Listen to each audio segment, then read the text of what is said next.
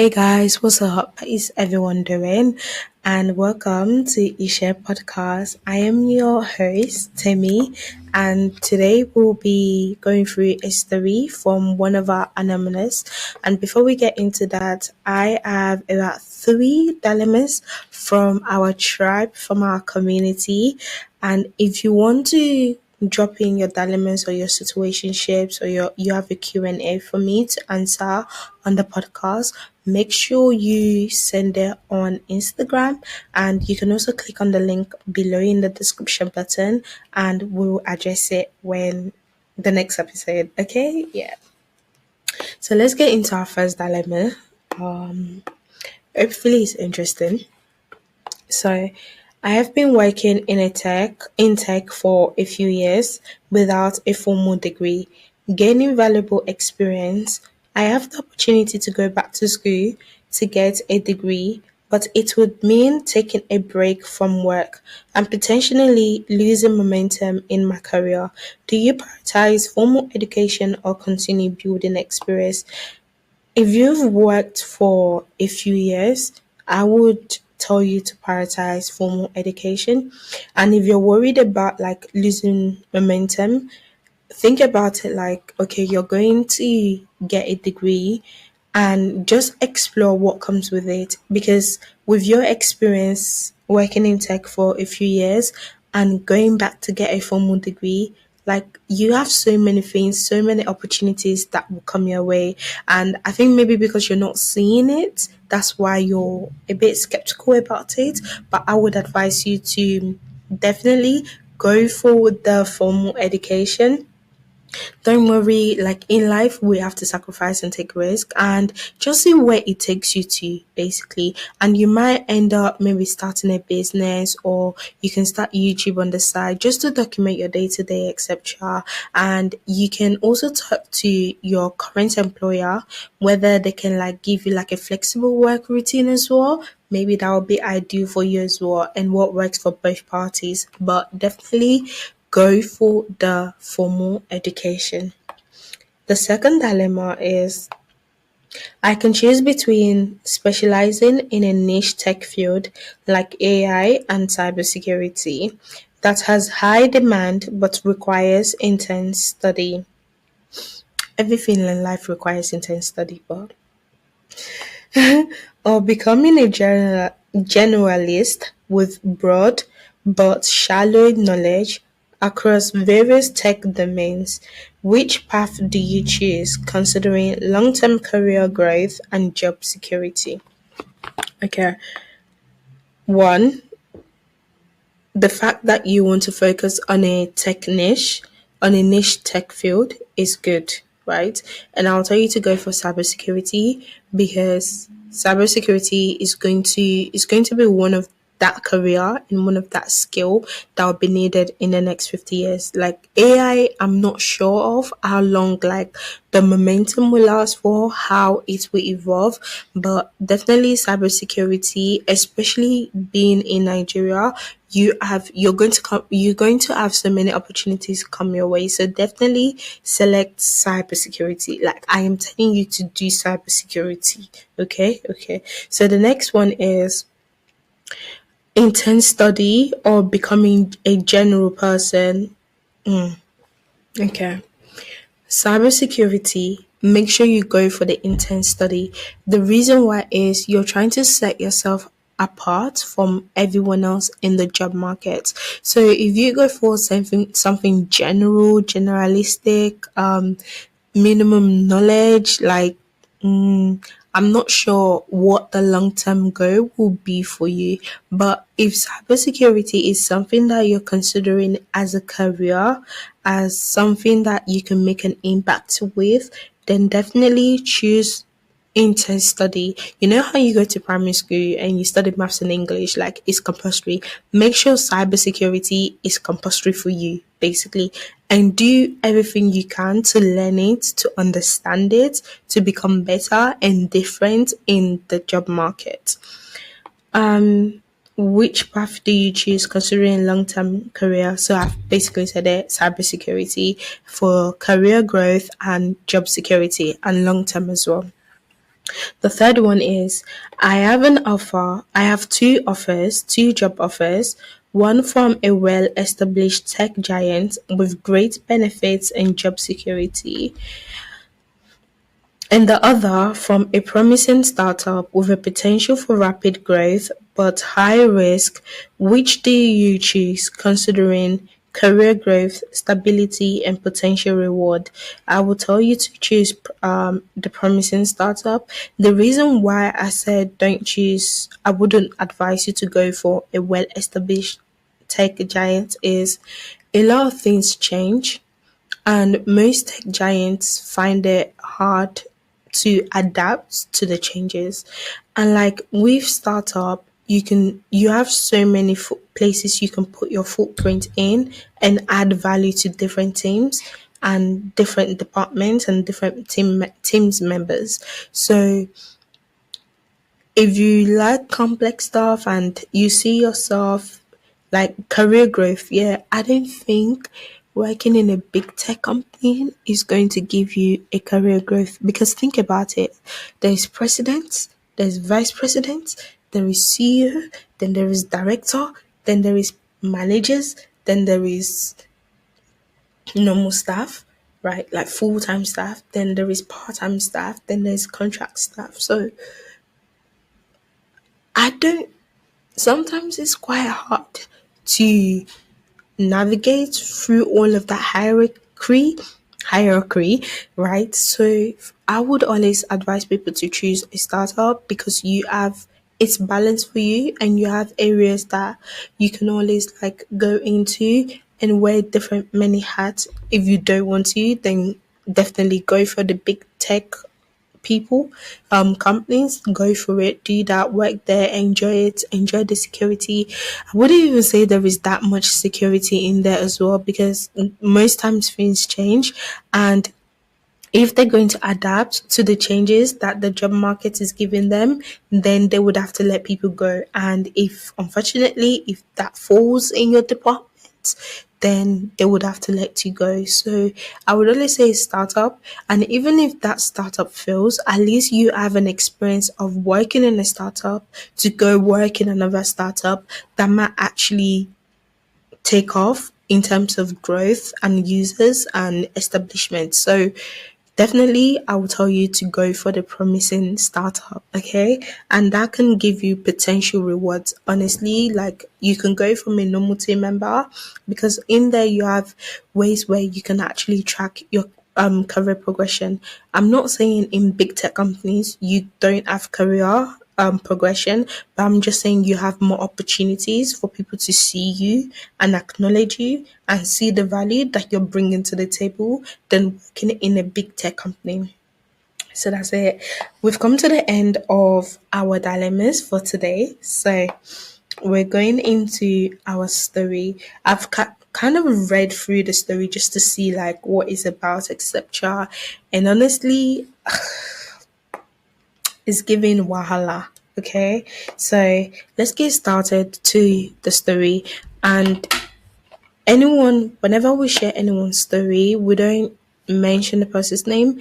It's like all secret, like anonymous. So we're not going to share your stories. So if you have stories like situationships from your workplace that you want us to talk about on Isha podcast, make sure you click on that link below and just put it in there. Or you can reach out to us on Instagram or TikTok or join our community. But yeah. So let's get started into the story, which I'm super excited for, by the way, guys.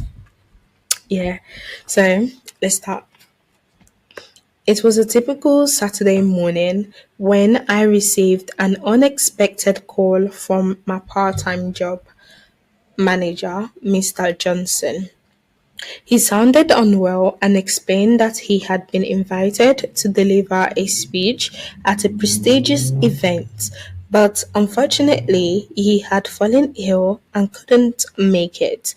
He asked if I could fill in for him.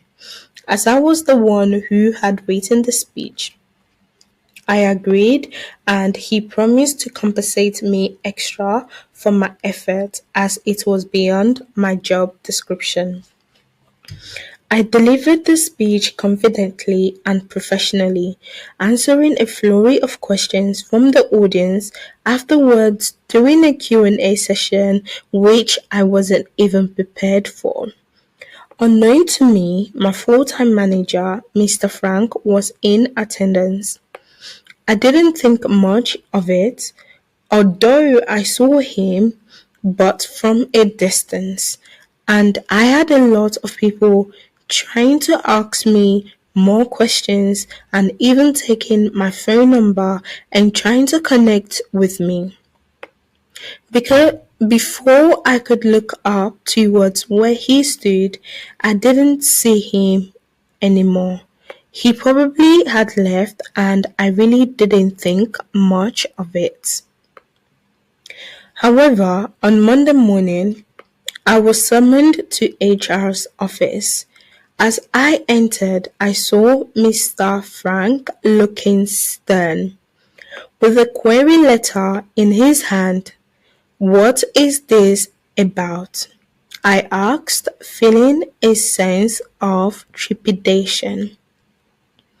"You represented another organization without permission," Mr. Frank said, his voice firm. "You wore their logo and spoke on their behalf and didn't disclose your affiliation with us.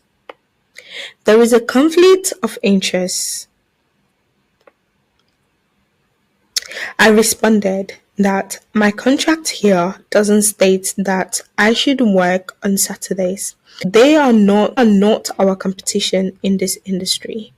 Moreover, it was an emergency. I wasn't supposed to be there, but I had to fill in for someone who fell ill. I tried to explain the circumstance, but Mr. Frank was not having it. "You should have informed us." "You should have informed us before accepting the engagement," he said. "HR will investigate this further. For now, you are suspended." Ooh, ooh, ooh, ooh.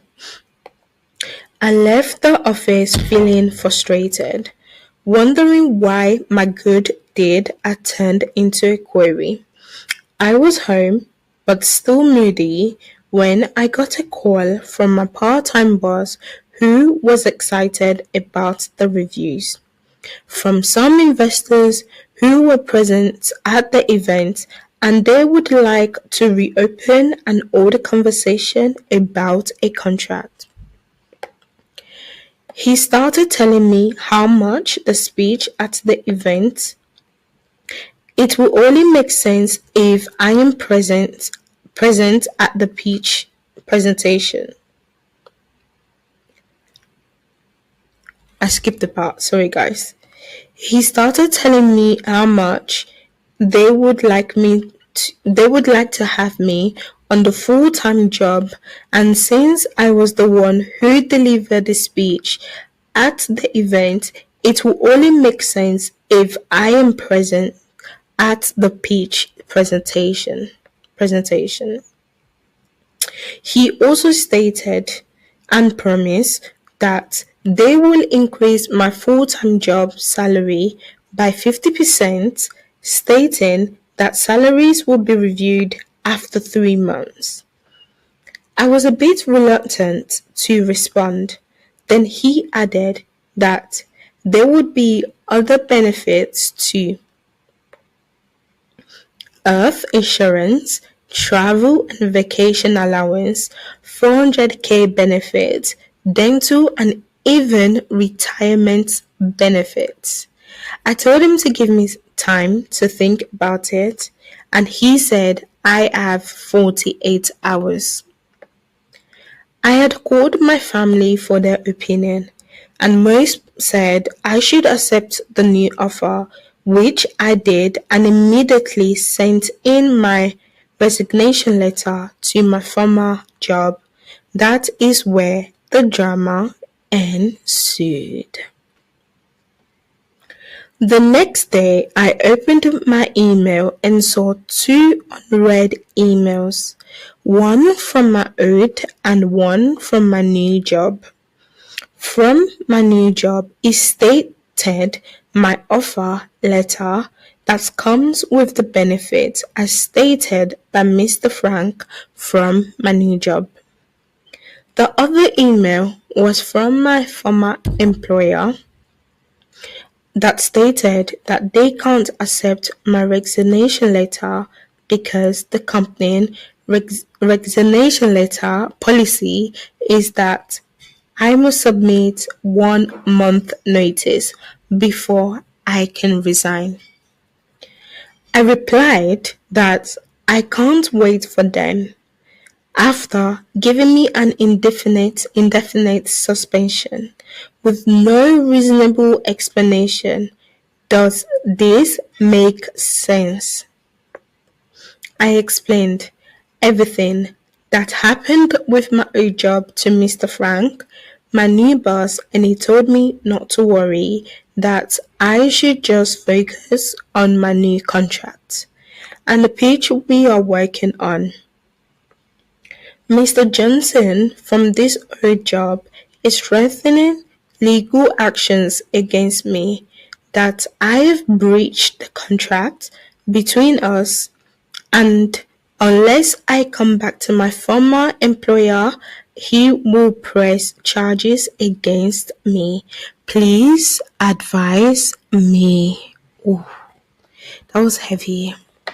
That was a lot for someone to go through, and yeah, that was a lot. So my first advice is for you to get a lawyer, since Mr. Johnson is threatening to sue you. Is for you to get a lawyer, and the lawyer will review your contract to see whether there's any clause in the contract or like in your work agreement with your previous employer. And if your lawyer finds no clause or no like something that can hold you on, then please and please and please remove yourself from the situation like ASAP. Like run, like I just want to see you run, like run, basically. I would also advise for you to speak to Mr. Frank, let him know what is going on in with your previous employer, that this is the situation and this is how the situation started, and you've also got a lawyer to look into it because they've been generous enough to offer you a new job on the spot, offer you a new life, basically. And I don't want that to reduce your confidence, which is why I'm telling you to speak to Mr. Frank so that he can know.